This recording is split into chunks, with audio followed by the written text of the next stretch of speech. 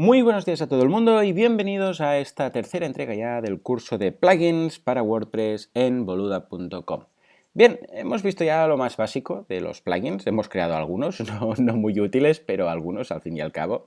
Y también en la última lección ya introducimos el mundillo de los hooks, concretamente de los action hooks, que básicamente servían para añadir o quitar cosas en ciertos momentos puntuales de WordPress o lugares, por decirlo de una forma más entendible.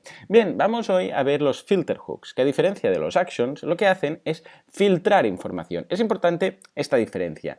Los actions añaden o quitan, pero no necesitan una información previa, ni la modifican, ni muestran la nueva, sino que directamente borran o añaden algo. En cambio, los filter hooks, como su nombre dice, filtran. Entonces, ¿esto qué quiere decir? Que tú pillas una información que estaba ahí, la modificas en algún sentido y la devuelves.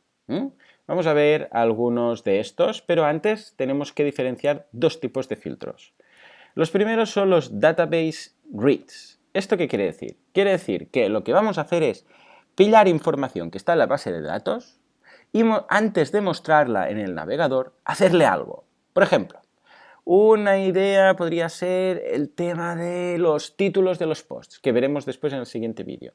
Imaginémonos que queremos decirle, vale, este post, este artículo, tiene este título. Bien, pues yo lo que quiero es, y está así en la base de datos, ¿de acuerdo? La base de datos, ese es el nombre. Pero yo lo que quiero hacer es, antes de mostrarlo en la pantalla, supongamos que este artículo, también podría ser un artículo, pero bueno, este título es, por ejemplo, un post muy interesante. Bien, pues voy a pillar ese título, lo voy a modificar en el momento, on the fly, por decirlo así, mientras el usuario lo está requiriendo, y lo voy a mostrar en el navegador modificado. Pero en la base de datos va a quedar igual, va a quedar el filtro antiguo.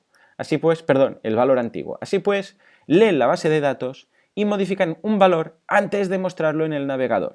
Es decir, que, como digo, evidentemente, si en algún momento quitamos ese filtro, pues todo volverá a la normalidad. Es decir, como la base de datos tiene el título antiguo, en ese caso, cuando quitemos el filtro, pues se seguirá mostrando.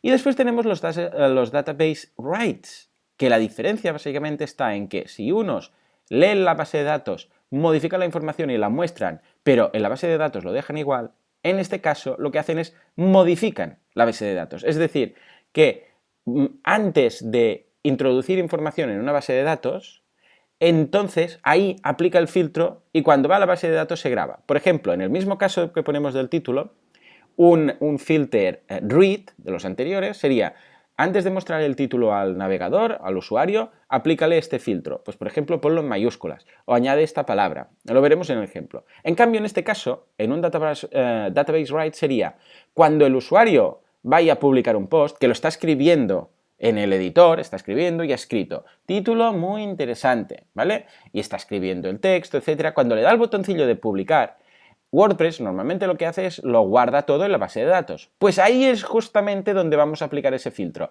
Antes de escribir algo en la base de datos, antes modifica a través de ese filtro y, por ejemplo, le coloca pues mayúsculas, le coloca la palabra importante, le coloca lo que haga falta. Y entonces se guarda en la base de datos. Y ya se guarda así. Con lo que si en algún momento eliminamos ese filtro que hemos creado, o esa función para ese filtro que hemos creado, se va a quedar modificado igual. ¿Por qué? Porque la base de datos va a estar modificado. Es decir, que aunque después quitemos, lo hecho está. Esto se puede categorizar, database reads y database writes, se puede categorizar en muchos tipos de categorías, entre ellos cosas relacionadas con posts y páginas, comentarios, categorías y etiquetas, fecha y hora, autores y usuarios acerca del site, por ejemplo el título, la URL, etc. Temas administrativos, widgets, barra de administración, que es la barra admin bar que está arriba, etc. Es decir, que hay cientos de filtros, muchos. Y una vez más, no os conflictuéis, no os preocupéis si no os lo sabéis todos. Nadie se lo sabe todos. Nadie, ni el mejor de los desarrolladores de WordPress. Lo que hacen es tener un listado como el que os dejo debajo del vídeo y en el momento en el cual tienen que modificar algo, lo buscan. Si tienen que modificar el title, buscan, bueno, se lo sabe mucha gente, pero si tienen que modificar algo de la barra de administración, Pues van a buscar admin bar en el codex, que es el enlace que os dejo, y van a mirar cómo funciona exactamente ese filtro, y entonces lo van a aplicar. Cuantos más uséis y más hagáis, pues más vais a saber. Pero no os conflictuéis si no os lo sabéis todos, porque como siempre os digo, es como un idioma. No podéis saber todas las palabras, pero cuanto más habléis en ese idioma, más conoceréis. Bien, pues ya basta de teoría y vamos a la práctica. En el siguiente vídeo empezamos a usar filtros. ¡Hasta ahora!